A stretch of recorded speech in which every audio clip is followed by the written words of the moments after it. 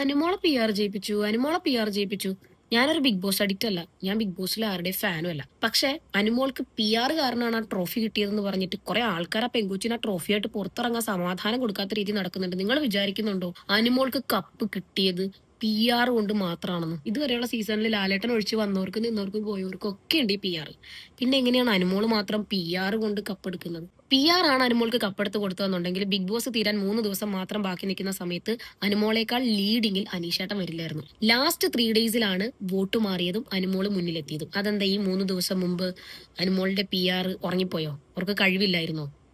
അവസാന 3 ദിവസങ്ങളിൽ Asianet re entry ചെയ്യിപ്പിച്ച പഴയ കണ്ടസ്റ്റന്റ്സ്, അവരിൽ മേജർ ആൾക്കാർക്കും അനുമോളിനോട് വൻ ശത്രുതയുണ്ടായിരുന്നു. അവരാണ് അനുമോൾക്ക് ട്രോഫി എടുത്തു കൊടുത്തത്, അല്ലാതെ PR മാത്രം അല്ല. ഈ PR എന്ന് പറഞ്ഞു കഴിഞ്ഞാൽ അനുമോളുടെ വിജയത്തിന് വേണ്ടി പ്രവർത്തിക്കുമെന്ന് അനുമോൾ വിശ്വസിക്കുന്ന ഒരു ടീമാണ്. പക്ഷേ നമ്മളെങ്ങനെ വിശ്വസിക്കുന്നവരോ നമ്മളെങ്ങനെ എക്സ്പെക്ട് ചെയ്യുന്നവരോ ഒന്നും ആയിരിക്കില്ല ഒരു പക്ഷേ നമ്മളുടെ ജീവിതത്തിൽ വിജയം കൊണ്ട് തരുന്നത്. നമ്മളൊട്ടും പ്രതീക്ഷിക്കാത്ത സമയത്ത് തീരെ എക്സ്പെക്ട് ചെയ്യാത്ത ചില ആൾക്കാർ ശത്രുക്കളായിട്ട് നമ്മുടെ ലൈഫിലേക്ക് കയറി വരും. അനുമോളും അവരും തമ്മിൽ യാതൊരുവിധ പേഴ്സണൽ പ്രശ്നങ്ങളും ഇല്ല. ഇതുപോലെ തന്നെ നമ്മുടെ ലൈഫിൽ നമ്മൾ ആരോടൊന്നും ചെയ്തിട്ടുണ്ടാവണമെന്നൊന്നും ഇല്ല ആൾക്കാർ നമ്മുടെ ശത്രുക്കളാവാൻ വേണ്ടിയിട്ട്.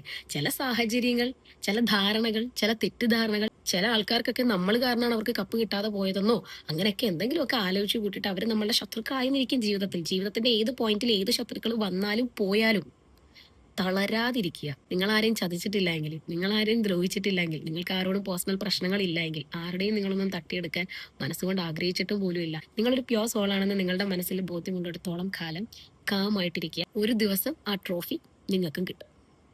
നമ്മൾ ജീവിതത്തിൽ ഒട്ടും പ്രതീക്ഷിക്കാത്ത ചില അവരായിരിക്കും നമ്മുടെ ശത്രുക്കൾ.